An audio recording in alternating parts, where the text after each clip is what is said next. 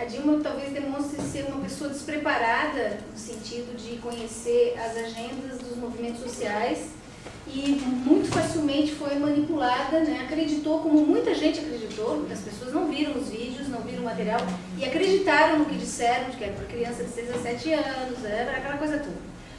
Eu só quero dizer que quando eu vi os vídeos e eu tenho acompanhado as políticas públicas, essas discussões nos últimos 20 anos, eu entendi perfeitamente a lógica dos argumentos do vídeo Encontrando Bianca, eu entendi, né? A luta dos travestis, da transexualidade, ela é uma luta por uma questão inicial de aceitação familiar, depois do ambiente escolar, a questão do nome social, a questão das discussões de banheiro, de privacidade no âmbito da escola, as discussões de violência na qual eles são vítimas e se evadem da escola, quer dizer, o abandono escolar e, portanto, não ter uma profissão e acabar se tornando prostituídos ou então em profissões mais acolhedoras, como cabeleireiros, muitas vezes mostra a dificuldade de como eles são expulsos da escolarização brasileira. Então, o vídeo do Encontrando Bianca é totalmente lógico de todas as manifestações e lutas dentro da questão dos travestis e transexuais.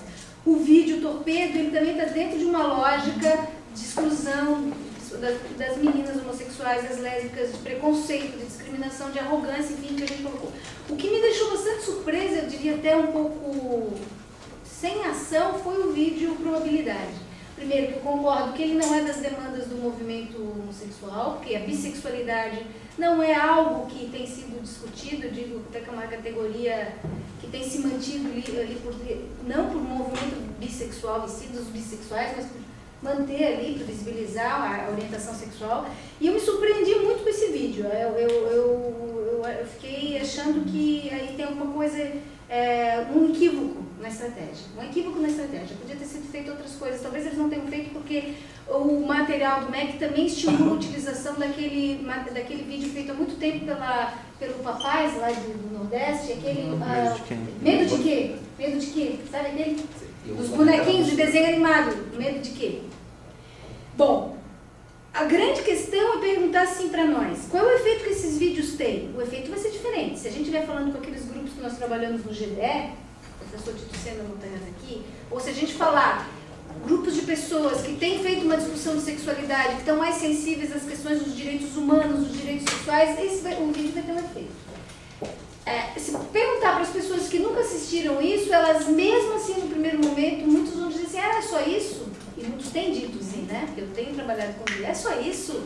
Porque as pessoas já vêm pensando que vai aparecer beijo na boca, promiscuidade, enfim, do que as pessoas Tinha um beijo na boca, professora, foi vetado no ano passado. E outra questão interessante das pessoas entenderem o quanto que esse conhecimento tem sido manipulado, e eu há muito tempo tenho discutido, que se existe um entendimento cultural que diz assim, futebol, política e religião não se discute, há muitos anos eu tenho dito que dentro do meu campo de discussão de educação sexual, que discute gênero, sexualidade, igualdade étnico-racial, a religião se discute. Porque a religião, conhecimento religioso, é um conhecimento humano, construído na história da humanidade, com disputas de poder, por instituições que tiveram intenções claras ao longo da história, é um conhecimento contingencial, é um conhecimento utilizado para que as pessoas tenham direitos ou não, enfim, e, portanto, se discute sim. O conhecimento religioso se discute, igualmente com qualquer outro.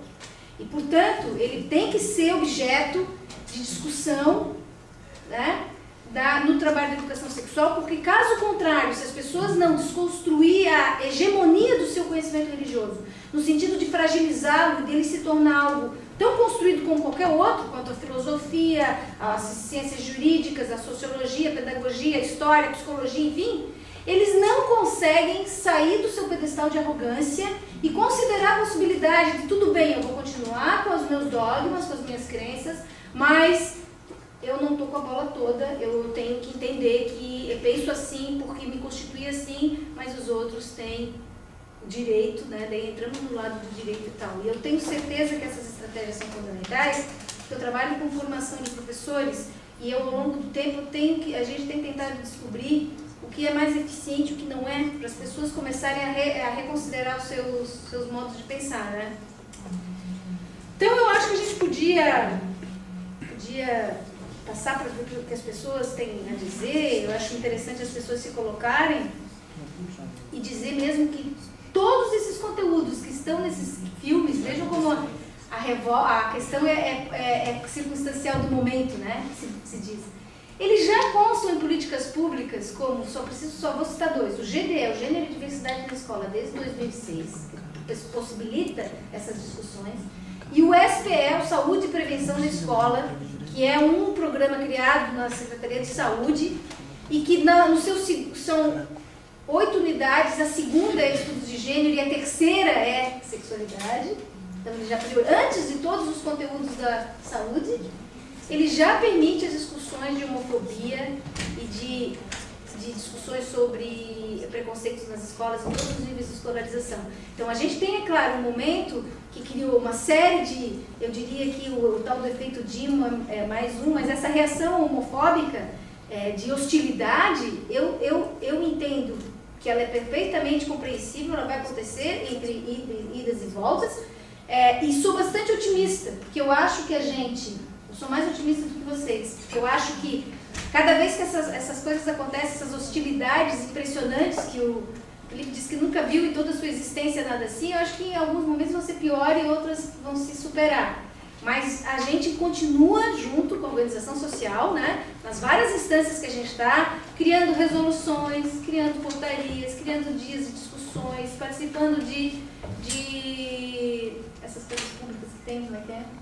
Audiências públicas, ajudando as várias instâncias onde a gente está a mudar essa sociedade, porque eu sei que às vezes a gente tem a impressão que é um passo para frente e 3 para trás, né? Mas veja a própria história da UDESC. A UDESC criou em 2009 agora a sua política de inclusão, que vai desencadear esse primeiro movimento de criação de um material didático para toda a universidade, né, que a gente está no processo. A professora Miriam foi convidada para fazer parte da comissão. A gente teve recentemente as discussões aqui que tiveram reações impressionantes no centro, né? Até do que a gente não esperava de pessoas manifestando, mesmo sem saber quem foi e tal, de homofobia em sala de aula, mas antes a gente já tinha manifestações de racismo, de sexismo, e as pessoas estão reagindo, o grupo foi um exemplo. Então eu sou muito otimista de que a gente, mesmo tendo a impressão de que damos um passo para frente e 3 para trás, a gente está avançando.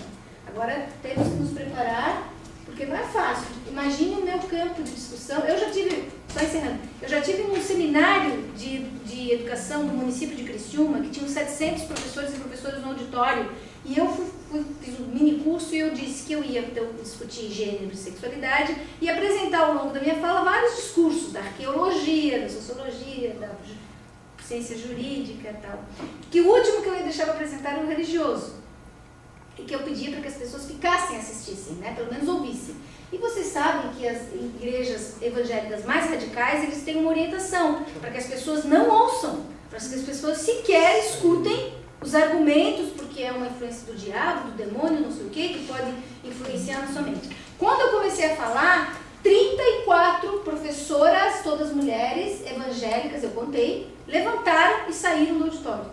E eu pedi, pelo menos escutem. Só uma ficou e escutou. Só uma. Então, a gente tem dentro da educação, do campo educacional, que são professoras, que estão lá nas escolas, né? Essa necessidade de que as pessoas, pelo menos, escutem a reflexão que a gente tem que fazer, para que elas possam passar por esse processo de considerar a possibilidade de um outro modo de pensar que não seja aquilo que eu aprendi a minha vida inteira. Né? Então, o meu campo de educação é um campo bastante tenso. Vocês não imaginam o que é. Não, vocês imaginam.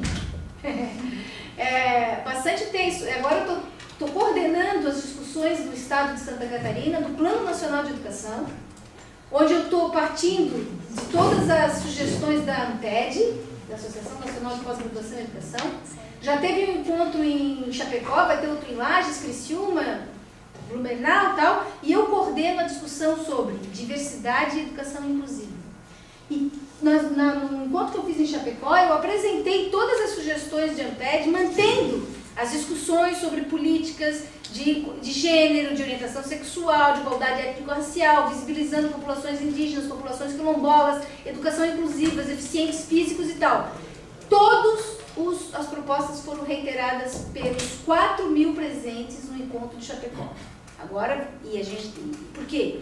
Porque a lógica precisa extrapolar a minha crença daquilo que eu aprendi para o entendimento de direitos, para o entendimento histórico de respeito, para o entendimento de diversidade que as pessoas não concebem. Elas não conseguem conceber a diferença porque elas têm um entendimento de que é isso ou aquilo. E a teoria queer, nesse sentido, não preciso nem saber que eu estou falando teoria queer, mas a teoria queer, no momento em que diz que não é nem isso nem aquilo, mas é isso e aquilo, quer dizer, não é homem e mulher, ou é homem e mulher, é feminino, é masculino, é homossexual, é tudo, é possível toda essa diversidade, é um modo de pensar que amplia a capacidade que as pessoas têm até então. Né? E eu não sei se o estado de Santa Catarina é mais privilegiado, porque as pessoas têm um nível um pouco... Eu acho que aqui em Santa Catarina, embora a gente tenha índice de violências contra homossexuais, violência contra mulheres, mas ainda não é um dos piores do Brasil. As pessoas conseguem se aguentar e escutar, né, na sala... Claro que é menos em relação ao racismo ainda. O racismo, as pessoas elas se contêm mais, as pessoas fazem mais facilmente piadinhas de homossexuais. Mas a gente ainda tem uma diferença, por isso que nos outros estados a questão às vezes é mais crítica. Eu diria que no Santa Catarina o pessoal, eles, com rara exceção desses 34 que levantaram, mas eles escutam mais, uma diferença de região, assim. Mas o que eu quero dizer é que eu sou otimista mesmo nesse quadro, que para muitos pode parecer terrível,